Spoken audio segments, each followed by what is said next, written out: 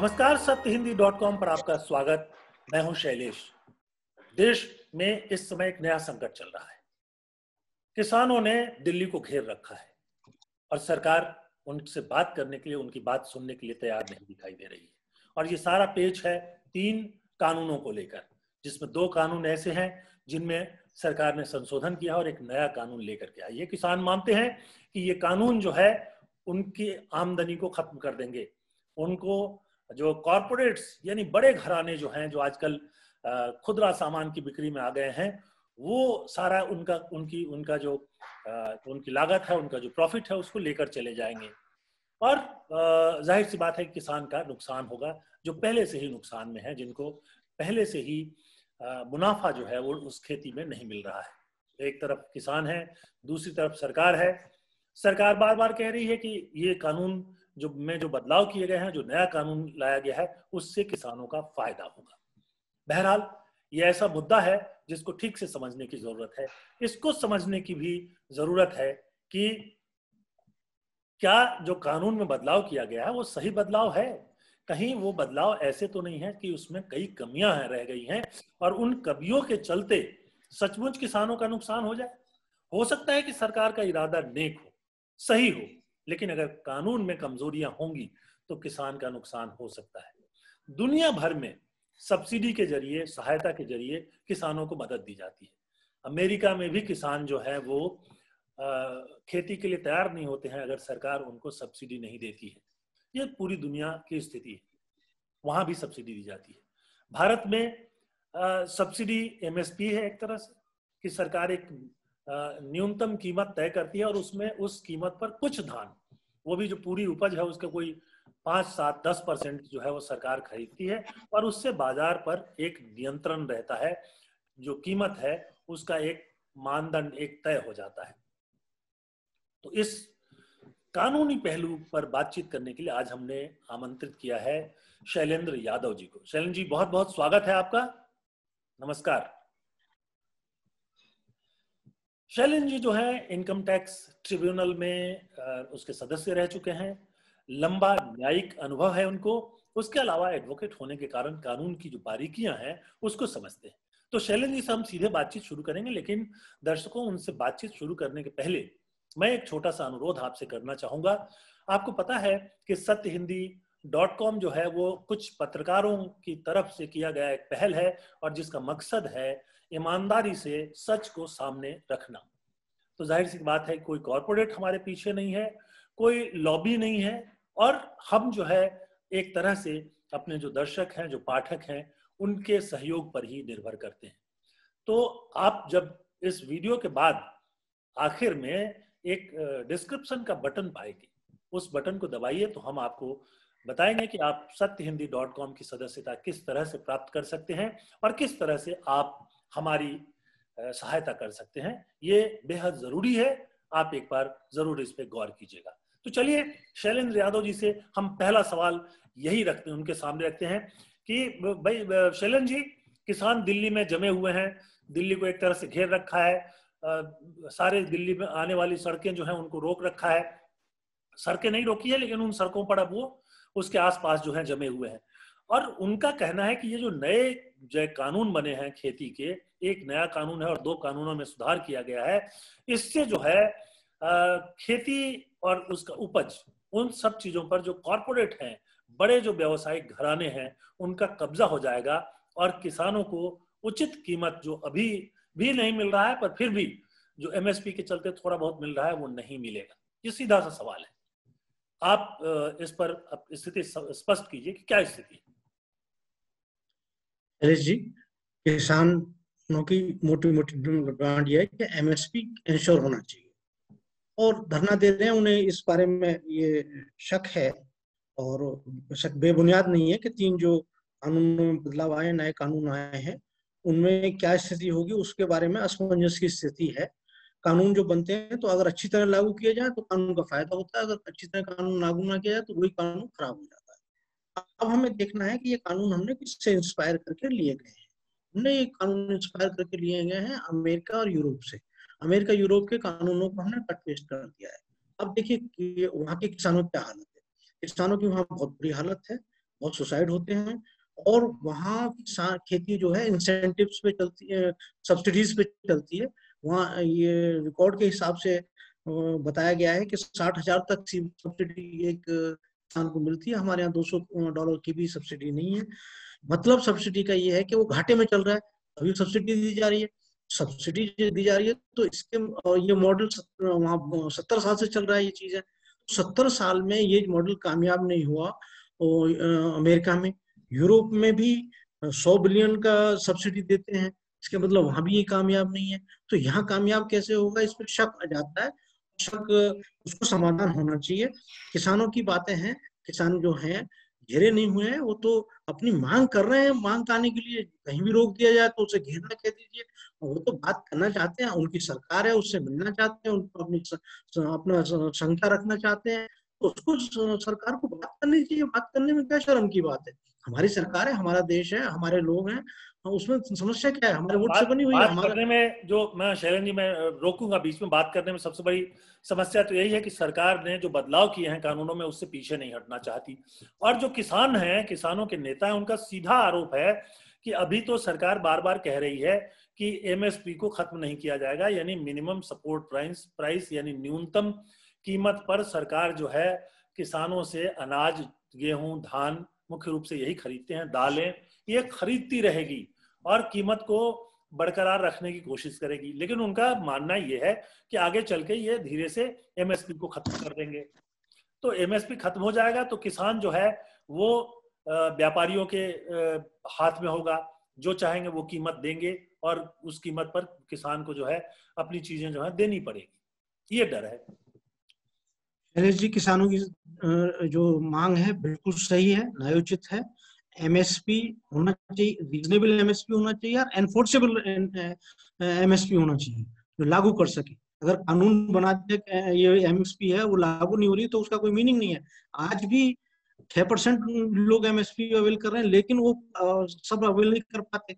अब मैंने अपने गांव में बात करके मालूम किया कि धान की एमएसपी में जो 1,800 रुपए और लोगों को 1,400 रुपए नहीं मिल रहे हैं। इसका मतलब जो एमएसपी है, अगर वो लागू नहीं हो तो उसका मीनिंग क्या है? एमएसपी रीजनेबल भी होना चाहिए स्वामीनाथन रिपोर्ट के हिसाब से, नंबर 1। नंबर 2, एनफोर्सेबल होना चाहिए। अब हम देखते हैं कि ये जो 3 कानून है, इसमें क्या कमियां हैं, क्या चीज है। पहला कानून है मैं एसेंशियल जरा इसको, कमोडिटी। मैं आपके सामने हाँ, आता हूं कि ये जो 3 कानून है, उसमें से मैं सबसे पहले डिस्कस करना चाहूंगा कि ये जो आवश्यक वस्तु अधिनियम है, सरकार कहती है कि इसमें हमने संशोधन करके अनाज को, दाल को, तेल को, प्याज को और आलू को निकाल दिया है। और सरकार का सीधा सा तर्क ये है कि इसकी जरूरत ही नहीं है, ये सरप्लस है हमारे पास। 1955 में जब ये कानून बना था तब इन चीजों की कमी थी, देश में गेहूं की कमी थी, चावल की कमी थी, आलू जैसी चीजों की भी कमी होती थी, दालें भी कम थी। अब इतना ज्यादा उत्पादन हो रहा है कि उसको आवश्यक वस्तु अधिनियम में रखने की जरूरत नहीं है। और सरकार इसलिए भी उसको रखना नहीं चाहती है, उनका कहना यह है कि जैसे ही ये अधिनियम के अंतर्गत आते हैं तो एक सीमा तय कर दी जाती है, कोई व्यापारी कितना अनाज रख पाएगा, कितनी चीजें खरीद पाएगा। तो नतीजा यह है कि अगर व्यापारी को खरीदने का अधिकार नहीं होगा तो उसके चलते वो गोदाम नहीं बनाता है, तो इसलिए जो स्टोरेज होना चाहिए, गोडाउन की जो सुविधा है, वो सुविधा नहीं मिलती है। और सरकार का कहना है कि अल्टीमेटली किसान को नुकसान होता है, क्योंकि व्यापारी जो है एक सीमा से अधिक खरीद नहीं सकता, रख नहीं सकता, तो और किसान के पास रखने की सुविधा नहीं है। तो अब ये है कि क्या इसमें क्या आपको त्रुटियां लग रही हैं इस कानून में? कानून के हिसाब से इन्होंने food stock, serial, pulses, potato और ये प्याज, ईडेबल ऑयल और ये सब चीजों को नोटिफिकेशन कर दिया कि इसकी जो लिमिट है वो रेगुलेट नहीं होगी। अब सवाल ये है कि ये इस बात को एक तो ऑर्डिनेंस लाने की जरूरत नहीं थी, इमरजेंसी, कोई ऐसी इमरजेंसी नहीं थी। नंबर दूसरी बात है, इसमें एमएसपी का कहीं जिक्र नहीं, इस एसेंशियल कमोडिटी एक्ट में एमएसपी का कोई जिक्र नहीं। ये जो एक्स्ट्रा ऑर्डिनरी पोजिशन में वो रेगुलेट कर सकते हैं। एक्स्ट्रा ऑर्डिनरी पोजिशन कब होगी? किसान के हिसाब से होगी, एमएसपी के हिसाब से होगी, या किस हिसाब से होगी? अगर एक्स्ट्रा तो ये लिमिट है, पोजीशन में लागू हो सकती है जैसे पहले थी। वो पोजीशन है वॉर और सूखा और एक्स्ट्राऑर्डिनरी प्राइस राइज, बहुत कीमत बढ़ जाए, और नेचुरल क्लाइमेट तो आजकल चल रही, तो जोड़ती नहीं थी, फिर भी चलो ले आई, ऑर्डिनेंस से बिल बना लिया, वो एक सिस्टम है, एक प्रोसीजर है, जो भी है। पार्लियामेंट में डिस्कशन होना चाहिए था, नहीं हुआ, कोई बात नहीं। एक्स्ट्राऑर्डिनरी जो प्राइस है इसमें, इसका कोई बेंचमार्क नहीं दिया। एक्स्ट्राऑर्डिनरी प्राइस का मेरे हिसाब से जो एमएसपी है वो बेस लाइन होना चाहिए। तो बेस सपोज 100 रुपए है, एक्स्ट्राऑर्डिनरी प्राइस क्या कह रहे हैं आप, 200 रुपए कह रहे हैं या 300 रुपए कह रहे हैं, तो उसको क्लियर कीजिए। जब जब अगर हम सपोज गेहूं 20 रुपए किलो खरीदते हैं, तो वो एक्स्ट्राऑर्डिनरी कीमत आप कम मानेंगे, 100 रुपए किलो हो जाएगी कम मानेंगे, या 50 रुपए किलो होगी, या 30 रुपए किलो होगी। वो जब बेंचमार्क है तो वो आप उसको इस पे क्लियर करिए, जिससे कि ये मालूम, और जो एक्स्ट्राऑर्डिनरी पोजीशन है उसका बेस मार्क ये होना चाहिए, मिनिमम सपोर्ट प्राइस होना चाहिए। एक तो मिनिमम सपोर्ट प्राइस इसमें इनकॉर्पोरेट होना चाहिए, जो एक्स्ट्राऑर्डिनरी प्राइस है विज विज एमएसपी होना चाहिए। तो एमएसपी के सपोज एमएसपी 20 रुपए है और हम 50 रुपए के बाद एक्स्ट्राऑर्डिनरी मांग रहे हैं, तो हम रेगुलेट करना शुरू कर दें। तो ये अगर हम ट्रांसपेरेंसी हो जाए हर आइटम वाइज, ये चीज है, इसका रेट मार्केट में जब इतना हो जाएगा तो हम एक्स्ट्राऑर्डिनरी पोजीशन होंगे, तो आप उनको कह सकते हैं आप इसको मत करिएगा, इसको आप होल्डिंग मत करिए, हम आप एक्शन लेंगे। अभी ये चीज क्लियर है कि कितनी होल्डिंग करना चाहिए, कितना एक्स्ट्राऑर्डिनरी माना जाएगा। वार की पोजीशन तो क्लियर है, जो होगा एमआईन होगा। एक्स्ट्राऑर्डिनरी प्राइस राइज जो है उसमें, उसको जब तक आप डिफाइन नहीं करेंगे और उसको बेंचमार्क एमएसपी नहीं लेंगे, तो वो उसमें रेगुलेट नहीं कर पाएंगे। एक वो लिमिट को कब क्रॉस कर जाएगा, एक्सप्लॉयटेशन की लिमिट को, वो ठीक नहीं है। ये क्लियर होना चाहिए गवर्नमेंट को, मोटा बिल्कुल सही है, लेकिन आप देखिए कि जब चीजों की कीमत बढ़ती है, मैं यहाँ पर एक चीज पर आपको ध्यान दिलाना चाहूंगा कि अगर मान लीजिए कि किसी चीज की कीमत बढ़ती है, जैसे प्याज की कीमत पिछले दिनों में काफी बढ़ गई थी और वो 80 रुपए किलो बिक रहा था, तो किसान से ज्यादा परेशान तो जो आम नागरिक है, जो प्याज खरीदता है और खाता है, वो परेशान हो रहा था, क्योंकि उसको जो प्याज आमतौर पे 35, 40, 30, 40 रुपए किलो मिलता है, उसको वो 80 रुपए खरीद रहा था। आज भी नया आलू बाजार में आ चुका है, लेकिन उसके बावजूद जो है आलू की कीमत 50 रुपए किलो है। इस सीजन में आमतौर पर माना जाता है कि 15-20 रुपए किलो बहुत ज्यादा है। किसान जो है 2 रुपए, 3 रुपए, 5 रुपए में बेचता है, तो उसके बावजूद जो है 50 रुपए किलो है। तो जो सफर करता है, ये जो अगर किसी चीज की प्राइस को रेगुलेट सरकार नहीं करती है, तो सफर करने वाला जो है आम उपभोक्ता है, ग्राहक है, किसान से ज्यादा, क्योंकि किसान को तो थोड़ी बहुत कीमत ज्यादा भी मिल सकती है, हो सकता है कि उसको एमएसपी से थोड़ा ज्यादा कीमत मिल जाए, लेकिन जी जी आप बिल्कुल सही कह रहे हैं। इसमें अगर एमएसपी भी मिल गया किसानों को, इसमें एक में लगा दिया, और वो चीज जो है एक्स्ट्राऑर्डिनरी चीज डिफाइन नहीं करी है, 100 रुपए का गेहूं अगर मिलता है 20 रुपए का 100 रुपए में मिलता है, तो कंज्यूमर कैसे परेशान झेलेगा इस चीज को। आलू में ले लो, प्याज में ले लो, टमाटर में ले लो, तेलों में ले लो, अगर ये चीज होने लगेगी तो एक्स्ट्रा ऑर्डिनरी प्राइस को डिफाइन करना पड़ेगा। एक्स्ट्राऑर्डिनरी अगर प्राइस को डिफाइन नहीं करेंगे तो बहुत क्योस हो जाएगा, कितना एक्सप्लॉयटेशन हो जाएगा, कितना परेशानी होगी, किस किस को होगी, किसानों को नहीं, कंज्यूमर को ज्यादा होगी। तो एक तो ये चीज है। दूसरी चीज ये है, मैं इस पे दूसरे कानून, इसका जो दूसरा पहले ये है कानून है, उस पर आना चाहूंगा। ये आमतौर पर सामान्य भाषा में इसको मंडी कानून कहते हैं, और मंडी कानून और कुछ नहीं था, बस सिर्फ ये था कि सरकार ने हर देश के हर जिले में एक एक मंडी बनाई थी, और ये कानून बना दिया था कि किसान जो है उन्हीं मंडियों में अपना अनाज बेच सकता है, जो भी उसके पास सरप्लस है, गेहूं, धान वगैरह उसी मंडी में बेचेगा। और जाहिर सी बात है कि मंडी में आढ़तिये हैं, उनके जरिए बेच रहे थे। अब सरकार ने कह दिया कि किसान की मर्जी, वो चाहे तो अपने खेत पर बेच ले, जहां बेच ले, इलेक्ट्रॉनिक माध्यम से देश में किसी राज्य में कहीं भी बेच दे। और इसके साथ साथ ये कानून खत्म होने का, मंडी कानून खत्म होने के कारण ये भी हो गया कि अभी तक रेस्ट्रिक्शन है कि कोई किसान अपने ही राज्य में बेच सकता है। तो अब वो चाहे तो पंजाब का किसान जो है वो महाराष्ट्र में बेचे, या असम में बेचे, या केरल में बेचे, ये प्रतिबंध नहीं रहेगा। यहाँ पर भी सरकार यही कह रही है कि इससे किसानों का फायदा होगा, क्योंकि वो बार्गेन कर पाएंगे। तो इस कानून में क्या कमी? इसमें कमी ये है कि 85% से ज्यादा किसान जो है छोटी होल्डिंग के हैं। तो आप उनसे ये उम्मीद करें कि वो इंटर स्टेट या इंट्रा स्टेट या इलेक्ट्रॉनिक मीडियम से करके काम कर लेंगे, ये पॉसिबल नहीं है।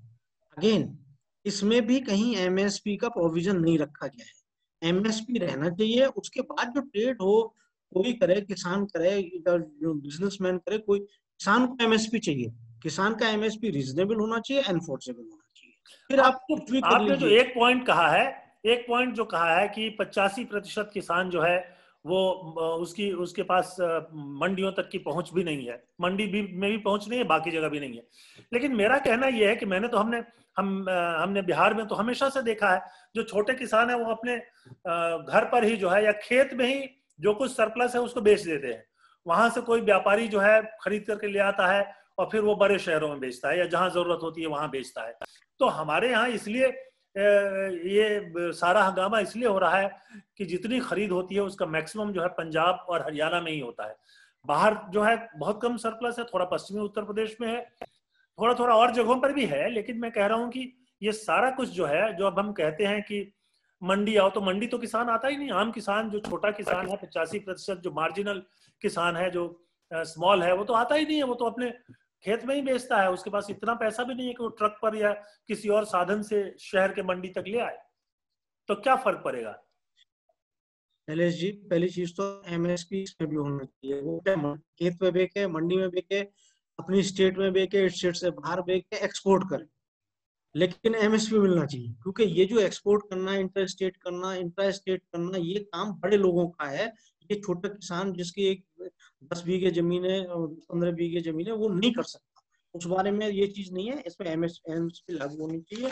और इसमें जो भी आपको करना है करिए, उसमें कोई बात नहीं है, उससे कोई नुकसान नहीं है। लेकिन एमएसपी इंश्योर करके जो किसानों की डिमांड है, आप इसको लागू करना चाहें तो कर लीजिए। और तीसरा, आप इस बारे में और पूछना चाहें, इस एक्ट के बारे में, तो पूछ लीजिए आप।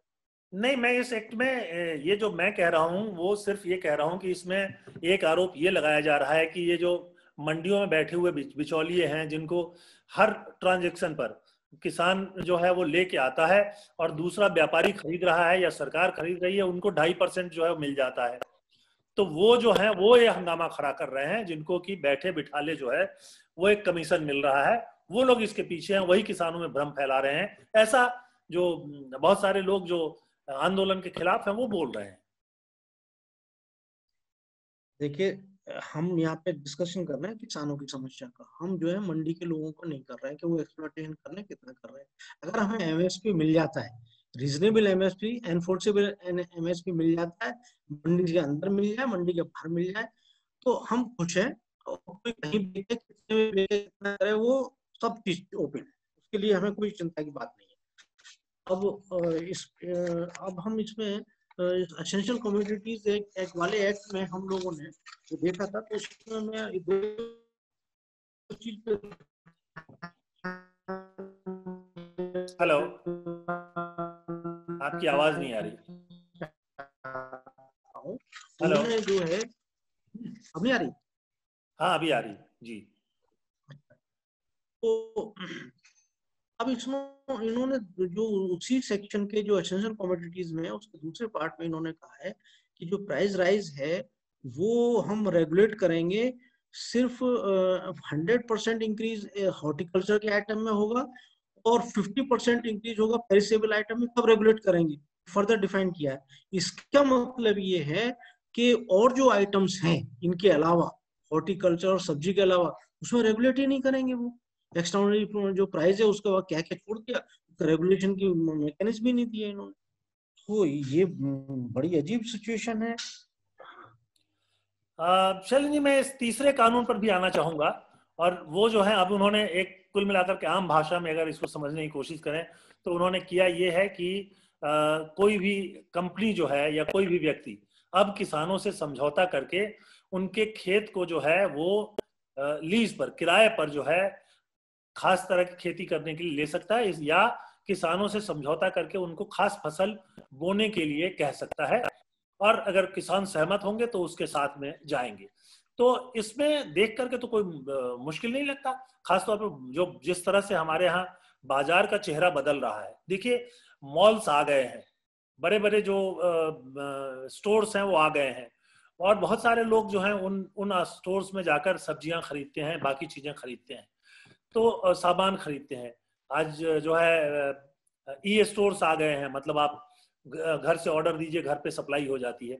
तो अगर वो बल्क में खरीदना चाहते हैं और उसको खरीदने के लिए किसान से एग्रीमेंट करते हैं, तो उसमें क्या नुकसान है?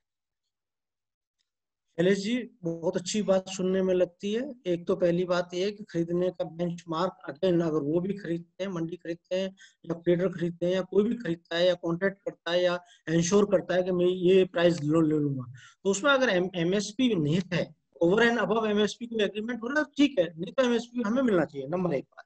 नंबर दूसरी बात, उसकी मैकेनिज्म जो आप कह रहे हैं ये ठीक है, लेकिन इसमें जो चैप्टर 3 है, इसमें डिस्प्यूट रेजोल्यूशन है। सपोज डिस्प्यूट हो गया दोनों तरफ से, एक तरफ से दूसरी तरफ से, तो उसकी मैकेनिज्म मैं आपको शॉर्ट में बताना चाहता हूँ।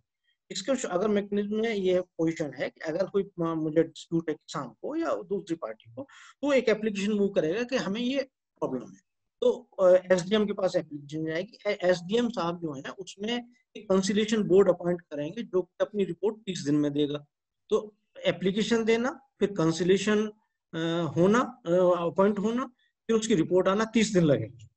वो जो कंसिलिएशन बोर्ड की रिपोर्ट है वो परसुएसिव है, वो बाइंडिंग नहीं है, उसका कोई बाइंडिंग नेचर नहीं है। नंबर 2 बात, अब अगर उसमें हम पार्टी दोनों में से कोई एग्री नहीं कर रही है, तो एसडीएम की यहाँ एप्लीकेशन जाएगी और एसडीएम इस चीज को डिसाइड करेंगे। अगेन एसडीएम जो है वो जो है 30 दिन लगेंगे इसको डिसाइड करने में।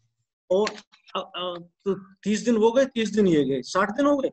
अब 30, अगर इसकी भी अगर इससे एग्री नहीं करते तो डीएम के पास अपील जाएगी, डीएम के पास अगेन 1 महीने का टाइम लगेगा, 90 दिन हो गए। अब अगर किसान जीत गया इस केस को और उसको डिग्री मिल गई, तो ये डिग्री एग्जीक्यूट होगी जैसे रेवेन्यू रिकवरी होती है। रेवेन्यू रिकवरी का मतलब ये होता है जैसे आईपीसी में अगर किसी को सजा हो, अगर वो रिकवरी में पैसे देंगे ठीक है, अगर पैसे नहीं देते तो सजा का प्रोविजन होता है, रेवेन्यू रिकवरी में ही होता है। लेकिन आईपीसी में अरेस्ट जो जेल जाता है, और रेवेन्यू रिपोर्ट की रेवेन्यू रिकवरी में डिफॉल्ट में जो जेल जाता है उसमें अंतर है। आईपीसी के क्रिमिनल प्रोसीजर में जाके खर्चा सरकार करती है, रेवेन्यू में अरेस्ट कराएंगे हम किसी डिफॉल्टर को, सपोज एक पोजीशन आती है, तो उस केस में खर्चा किसान को देना पड़ेगा। अब देखिए 90 दिन निकल गए, 30 दिन उसके पास कंसिलिएशन के पास, 30 दिन एसडीएम के पास, 30 दिन डीएम के पास, फिर एग्जीक्यूशन, तो आपके इतने दिन हो गए, अब किसान को नया पैसा नहीं मिला। इसमें होना ये चाहिए, तो सॉल्यूशन क्या है इस बात का आप पूछेंगे, तो मैं अपनी तरफ से इसको बता देता हूँ। इसके लिए ट्राइब्यूनल होने चाहिए डिस्ट्रिक्ट लेवल, और वो जजेस होनी चाहिए, उसमें एसडीएम नहीं होनी चाहिए। एक रिप्रेजेंटेटिव उसमें किसान का होना चाहिए, एक कंज्यूमर फॉर्म का होना चाहिए। तो एक कंज्यूमर फॉर्म का हो गया, एक किसान का रिप्रेजेंटेटिव हो गया, एक रिटायर्ड जज हो गया, और वो उनको अपना फॉर्मेलिटीज अपने ये कर लें, तो ये चीज हो जाएगी। ये जो 120 दिन का प्रोसीजर है, ये किसान के लिए संभव ही नहीं है कि उसे एक भी पैसा नहीं मिला। और दूसरी, और ट्राइब्यूनल में ये होना चाहिए कि जो दूसरी पार्टी परचेज करने वाला एग्रीड अमाउंट जमा करने के बाद ही केस शुरू कर सकता है।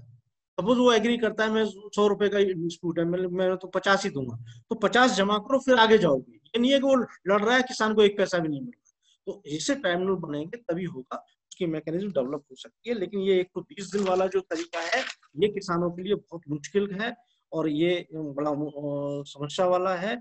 और एमएसपी इसमें बात नहीं करिए, एमएसपी तो होनी चाहिए, वो परचेज करें। फिर डिस्प्यूट रेजोल्यूशन के लिए ये जो मैकेनिज्म एसडीएम की है और कंसिलिएशन बोर्ड की है, ये बिल्कुल गलत है। और जो दूसरी डिस्प्यूट्स हैं वो भी गलत है, और उसमें कोई दम नहीं है। उसके लिए ट्राइब्यूनल्स बनने चाहिए, उसमें रिटायर्ड जजेस होने चाहिए, किसान के रिप्रेजेंटेटिव होने चाहिए, और कंज्यूमर फॉर्म के रिप्रेजेंटेटिव होने चाहिए। तब ये चीज को कुछ समझ में आएगा कि ये चीज ठीक है। अब ये तो चीज हो जाती है, हमने तीनों के बारे में करी। अब किसानों की समस्या के बारे में अगर पूछें कि इसका हल कैसे है, इन चीजों को एक तरफ भी रख दिया जाए, तो अगर आप पूछे तो मैं जवाब दूं। नहीं, मैं यही आपसे कहना चाहता हूं कि सरकार तो एक स्टैंड लेके बैठ गई है और किसान दूसरी तरफ बैठे हुए हैं, और जो अभी तक सरकार का रुख है उससे लगता नहीं है कि कोई बड़ा चेंज वो करने जा रहे हैं। ये जो किसानों को डर है कि सरकार जो है बेसिकली बड़े कॉरपोरेट्स जो हैं, जो नए नए ये रिटेल बिजनेस में आए हैं, मतलब अनाज में, दाल में, इन सब चीज़ों को, जो खाने पीने की चीज़ें हैं, जिसको हमारे यहाँ पहले से कहते थे कि वो परचून, जो हमारा जो लोकल बनिया जो है वो बेचा करता था, वो उस धंधे में ही आ गए हैं। बड़े बड़े स्टोर खोल रहे हैं, ऑनलाइन स्टोर खोल रहे हैं, होम डिलीवरी शुरू कर रहे हैं। तो जाहिर सी बात है कि उनको बहुत बहुत सी छूट चाहिए, उनको ये चाहिए छूट कि वो प्राइस जिस मर्जी में चाहे उस मर्जी से खरीद सकें। उनको ये छूट चाहिए कि जितना भी माल चाहे जिस रेट में वो खरीदें, जिस रेट में चाहे उसमें बेचें। तो इसमें किसान से ज्यादा जो है वो मुझे जो दिख रहा है कि किसान का जो नुकसान होगा होगा ही, कंज्यूमर का भी नुकसान होगा। मान लीजिए कि एक आदमी प्याज जो है बड़ी संख्या में सैकड़ों हजारों टन के हिसाब से होर्डिंग करके रख देता है, और फिर उसके बाद में जब उसकी कीमत 30 रुपए 40 रुपए से बढ़ के 60-70 रुपए में होती है, तब वो बेचना शुरू करता है। तो जाहिर सी बात है कि नुकसान जो है वो किसान को तो सस्ता बेचना पड़ा था, वो नुकसान हुआ, कंज्यूमर का भी नुकसान हो जाएगा। तो सवाल ये है कि इसका रास्ता क्या है, हल क्या है? इसका हल है शैलेश जी, बहुत सरकार कर लेगी। मोदी जी को मिसगाइड कर रहे हैं लोग, उनको तो सबका विकास सबका विश्वास लेके चलते हैं, तो मिसगाइड कर रहे हैं। मैं उनसे ये कहना चाहता हूँ कि ये जो एमएसपी को रीजनेबल होना ही चाहिए, नंबर 1 बात रीजनेबल होना चाहिए, एनफोर्सेबल होना चाहिए। दूसरी बात, उनको ये मिसगाइड किया जा रहा है कि एमएसपी है, रहेगा, है, लेकिन वो एग्जीक्यूट जो चीज लागू नहीं होती उसका कोई मीनिंग नहीं, वो इफेक्टिव होना चाहिए। दूसरी चीज ये है, ये कानून लाए बिना भी अगर हम वेयर हाउसेस बना देते हैं, कोल्ड स्टोरेज बना देते हैं, तो किसान को स्ट्रेस सेल नहीं करना पड़ेगा, नंबर 1 बात। दूसरी चीज, जो किसान का जैसे आलू आया और वो उस वक्त 2 रुपए किलो बिक रहा है, एमएसपी हमें 10 रुपए या 20 रुपए कर दिया, तो हमें कोल्ड स्टोरेज में रखने के बाद हम जब भी चाहेंगे तो ले लेंगे। उसके लिए तरकीब ये होना चाहिए, पहले देखना है कि कोल्ड स्टोरेज और वेयर हाउस कैसे बने, फिर ये है कि किसान उसमें कैसे रखें और कैसे सिस्टम हो। तो मैं पहले ये बताना चाहता हूँ कि कोल्ड स्टोरेज और वेयर हाउसेज के बनने के लिए मैकेनिज्म क्या है, गवर्नमेंट क्या कर सकती है इस कानून को एक तरफ रखने के बाद भी। और कोल्ड स्टोरेज को किसान तो खोलेगा नहीं, सब बड़े लोग ही खोलेंगे आगे। तो उनके लिए ये है कि कोल्ड स्टोरेज को जो है इंसेंटिव देना चाहिए, इसकी जो इनकम है वो इनकम टैक्स में एग्जम्प्ट होनी चाहिए, number 1 cold storage warehouse, number 1। Number 2, इसमें जो डेप्रिसिएशन है वो प्लांट एंड मशीनरी पे पहले साल में 100% होना चाहिए, जैसे विंड मिल्स के केस में हमने दिया था कि पहले साल में ले लो। तो मतलब ये है कि अगर किसी के पास 100 करोड़ प्लस पैसा है और वो कोल्ड स्टोरेज 100 करोड़ का लगा देता है, तो उसे 0 टैक्स हो जाएगा, तो उसको इंसेंटिव मिलेगा, डेप्रिसिएशन मिलेगा, टैक्स एग्जम्प्ट मिलेगा, इसकी इनकम एग्जम्प्ट हो जाए। तो उससे क्या होगा कि वो कोल्ड स्टोरेज लगाएंगे, उनके प्रॉफिट पे 100 रुपए पे टैक्स नहीं लगता, वैसे 40 रुपए लगता है, टैक्स नहीं लगेगा, उनको 100 रुपए की 100 रुपए इनकम बच गई, उनके जो और इनकम है उसमें एडजस्ट हो गई, सेटअप हो गई। अब ये है कि किसान इसमें कैसे बेनिफिट, उनको बिजली भी सस्ती मिलनी चाहिए और सॉफ्ट लोन भी बैंक मिलने चाहिए। ये तो हो गया स्टोरेज और कोल्ड स्टोरेज बनाने आने वाले आदमियों को इंसेंटिव देने के लिए, और वो गांवों के मतलब डिस्ट्रिक्ट हेडक्वार्टर पर होना चाहिए, बड़ी जगह नहीं होना चाहिए, जो डिस्ट्रिक्ट हेडक्वार्टर के आसपास ही होना चाहिए। अब किसानों को कैसे इस चीज का फायदा होगा? किसानों के फायदे होने के लिए ये तरकीब है कि अभी क्या है कि वो स्ट्रेस सेल करना पड़ता है, उसे 2 रुपए किलो 1 रुपए किलो टमाटर आलू बेचना पड़ता है, फेंकना पड़ता है। उससे बचने के लिए ये है एमएसपी होना चाहिए, नंबर 1 बात। एमएसपी नहीं होगा तो कोई मीनिंग नहीं है किसी चीज का भी। अगर एमएसपी सपोज आलू का 20 रुपए किलो हो जाता है, तो उसको स्टोरेज में रखते वक्त उसको 25 पैसे मिल जाए, परसेंट 5 मिल जाए, सामान रखेगा के हिसाब से वो 100 रुपए होती है, तो बैंक को सर्टिफिकेट दे दें कि हमारे पास इनकी इतनी है, तो बैंक उसको 25% जो अमाउंट बनता है उसका 25 रुपए दे देंगे लोग। अब उसमें कंडीशन ये रहेगी जब जब इसकी सही कीमत हो जाएगी किसान की, तो वेयर हाउस से कोल्ड स्टोर से अपना सामान निकाल ले और उसमें 25% जो लोन लिया है उसको ब्याज सहित किसान को वापस कर, कोल्ड स्टोरेज का किराया दे दे, तो अपने उसके पास कंफर्टेबल पोजीशन होगी और उसे अच्छे सेल करने से बढ़िया।